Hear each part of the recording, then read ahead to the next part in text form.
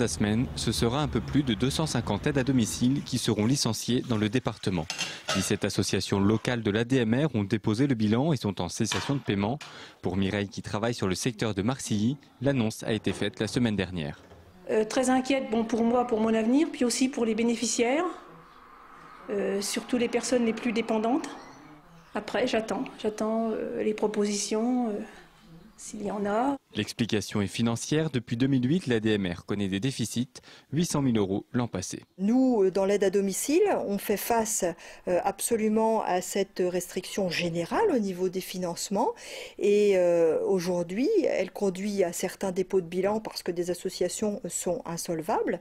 Mais derrière, c'est toute une gestion qu'il faut améliorer avec la gestion des coûts qu'il faut impérativement optimiser pour pouvoir nous adapter aux financements qui nous sont accordés. À chaque assemblée générale de la fédération, dont la dernière qui s'est passée en octobre, on a bien alerté sur ces difficultés. Alors aujourd'hui, les choses se font rapidement, mais je pense qu'on ne pouvait pas faire autrement.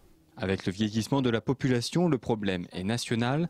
Pour ne pas laisser les bénéficiaires les plus dépendants sur la touche, la fédération départementale compte sur la solidarité entre les associations locales de l'ADMR. La première sensation, c'est déjà de me sentir solidaire de celles qui sont dissoutes, parce que j'aurais pu en faire partie. L'association de Marigny ne ferme pas, donc les plannings sont montés, ne bougeront pas.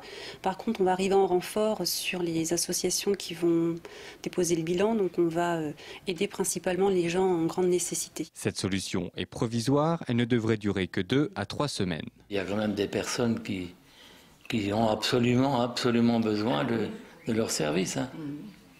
Nous, c'est sûr qu'on peut patienter quelques semaines, mais il y a des gens, ils ne peuvent pas. Un plan de redéploiement de l'ADMR est donc étudié. Il s'articule autour de la création de 13 nouvelles associations.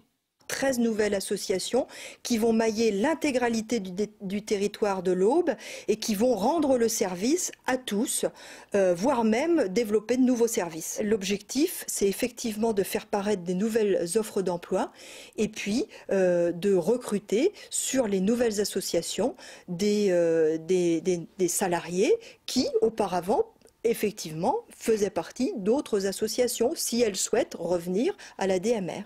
Ce réseau associatif d'aide à domicile doit désormais concilier le service et le bénévolat avec le contexte économique. Reste maintenant à voir si ce virage sera bénéfique pour tous.